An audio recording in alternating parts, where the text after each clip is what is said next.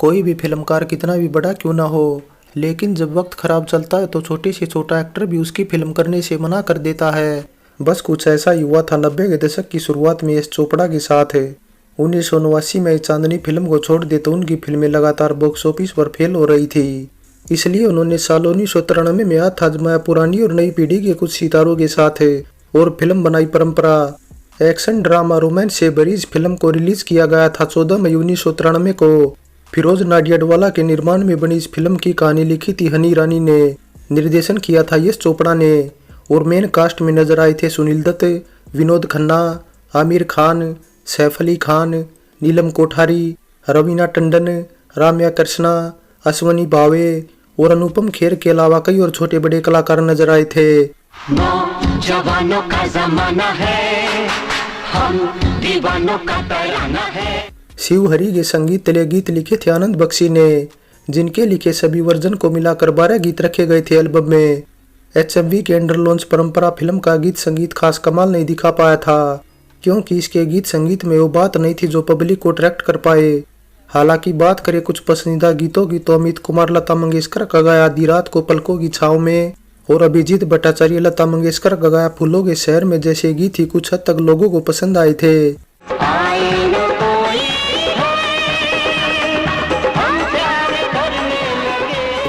2 घंटे 35 मिनट की परंपरा के बजट व कमाई के आंकड़ों की बात करें तो करीबन 3 करोड़ के बजट में बनी परंपरा बॉक्स ऑफिस इंडिया पर 2 करोड़ 20 लाख के आसपास की कमाई कर बुरी तरह फ्लॉप हो गई थी। हालांकि फ्लॉप होने से फिल्म के सभी एक्टर के करियर पर खासा असर नहीं पड़ा, लेकिन सैफ अली खान की डेब्यू फिल्म होने से उन्हें जरूर थोड़ा नुकसान हो गया।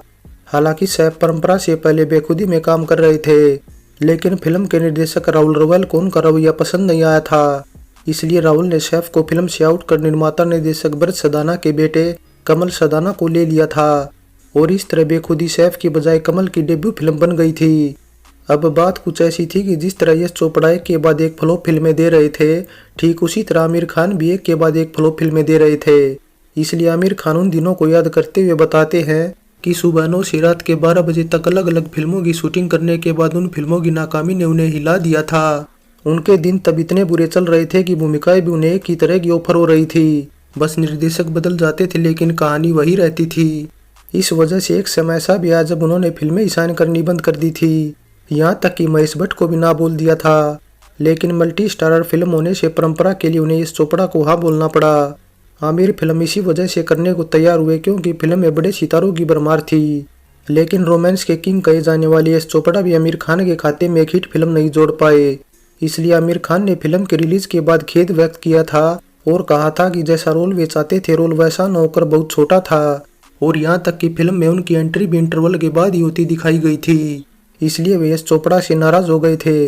वैसे परंपरा फिल्म में आमिर और सैफ की भूमिका में यश चोपड़ा ने पहले शाहरुख और विवेक मुशरान को कंसीडर किया था, लेकिन दोनों ही तब अपनी दूसरी फिल्मों में बिजी थे। अब यश चोपड़ा को तो चाहिए थे नौजवान हीरो, इसलिए उन्होंने इसके बाद आमिर और अयूब खान को ऑफर दिया। आमिर ने तो फिल्म साइन कर ली, लेकिन अयूब को मिर्जा भाइयों के साथ कॉन्ट्रैक्ट में बंधे होने के चलते मना करना पड़ा। इसलिए इसके बाद सैफ अली खान को साइन करने का फैसला किया गया।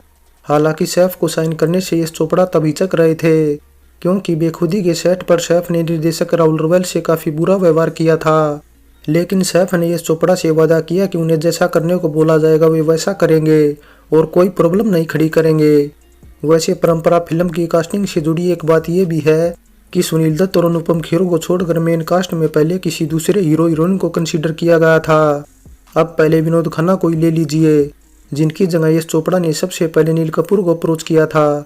लेकिन अनिल कपूर तब किसी दूसरे एक्टरों का पिता नहीं बनना चाहते थे, इसलिए उन्होंने मना कर दिया। जिसके बाद यश चोपड़ा ने अप्रोच किया जैकी श्रॉफ को, लेकिन सुभाष घई ने उन्हें रोक दिया। जिसके बाद यश चोपड़ा गए ऋषि कपूर के पास, लेकिन ऋषि कपूर ने भी पिता वाली भूमिका होने के चलते मना कर दिया।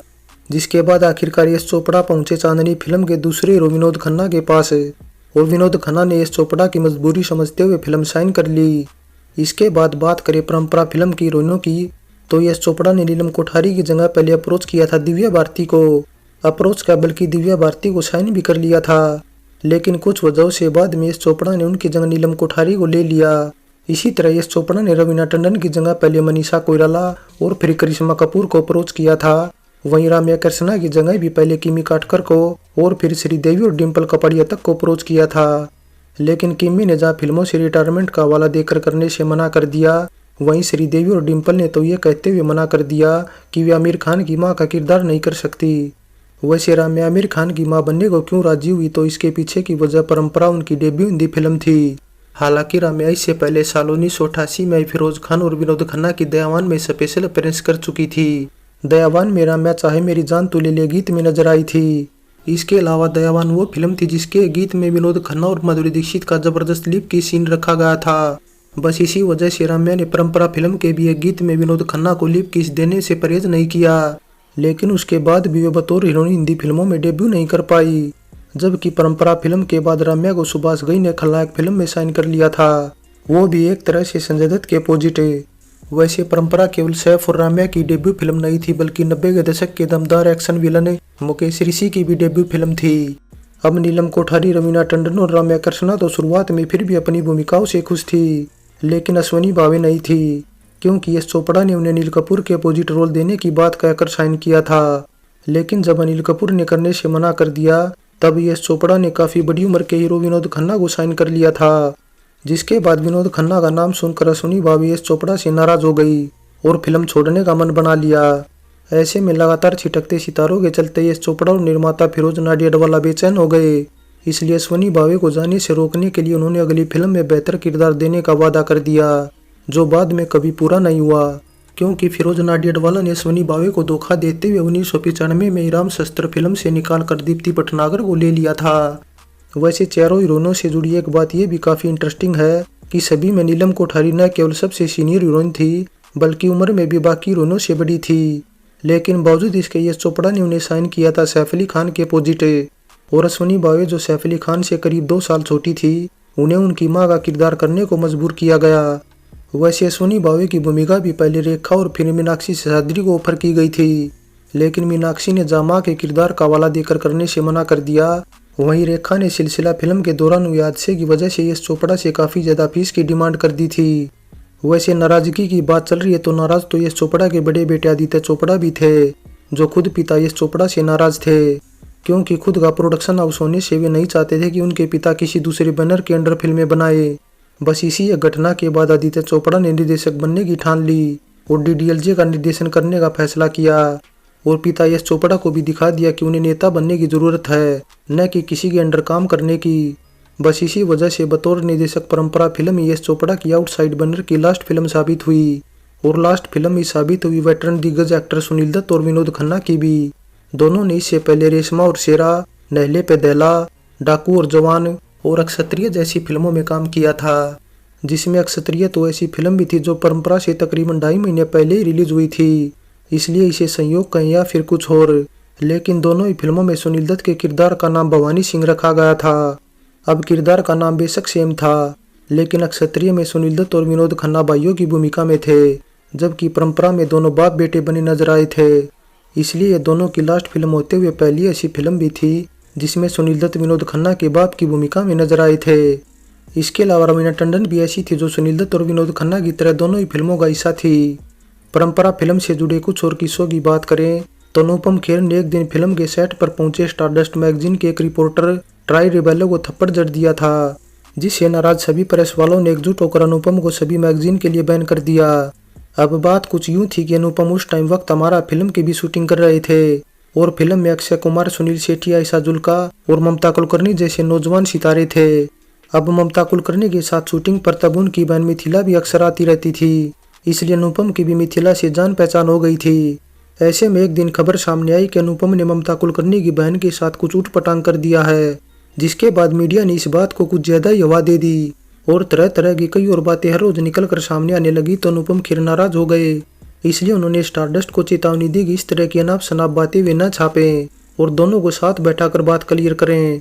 लेकिन बावजूद इसके स्टारडस्ट ने जब कुछ और बातें छाप दी तो परंपरा फिल्म के सेट पर आए एक रिपोर्टर को अनुपम खेर ने पीट दिया। इसके अलावा अनुपम खेर से जुड़ी एक इंटरेस्टिंग बात यह भी है कि गला खराब होने से वे परंपरा फिल्म की डबिंग नहीं कर पाए थे, जिस वजह से डबिंग आर्टिस्ट चेतन शशिताल से उनकी आवाज डब करानी पड़ी थी। थोड़ी बात अब शूटिंग लोकेशन की करें तो इंडोर सीन जहां मुंबई के कुछ स्टूडियो में फिल्माए गए थे, वहीं आउटडोर सीन मुंबई के ही आर्य मिल्क कॉलोनी, रानी खेत उत्तराखंड और स्विट्जरलैंड में फिल्माए गए थे। अब स्विट्जरलैंड में तो केवल कुछ गीत ही फिल्माए गए थे और इसीलिए फिल्माए गए थे क्योंकि गीतों को तब देश से बाहर फिल्माने का चलन था। इसके अलावा फिल्म के पहले हाफ में दिखाए कॉलेज वाले सीन राजस्थान में अजमेर के एक फेमस बोर्डिंग मायो कॉलेज में फिल्माए गए थे, जहां शूटिंग करीबन महीना भर चली थी। इसलिए इन सीन को गर्मियों की छुट्टियों के दौरान ही फिल्माया गया था। फाइनली परंपरा फिल्म की कहानी को क्रिटिक्स की तरफ से मिक्स्ड रिव्यू मिले थे, यानी कुछ ने कहानी अच्छी बताई थी और कुछ ने नकार दिया था। लेकिन ऐसा कई बार होता है कि अच्छी कहानी होने के बावजूद कुछ फिल्मों को दर्शक नकार देते हैं। इसलिए इतने भारी भरकम कलाकार होने के बावजूद परंपरा फिल्म भी दर्शकों की कसौटी पर खरी नहीं उतर पाई और बॉक्स ऑफिस फेलियर साबित हुई। ओल्ड इज गोल्ड में परंपरा फिल्म पर हमारी ये पेशकश कैसी लगी नीचे कमेंट कर बताएं। अच्छी लगी है तो लाइक और शेयर करने के साथ चैनल सब्सक्राइब करें। तो चलते हैं, फिर मिलेंगे एक और नई वीडियो के साथ।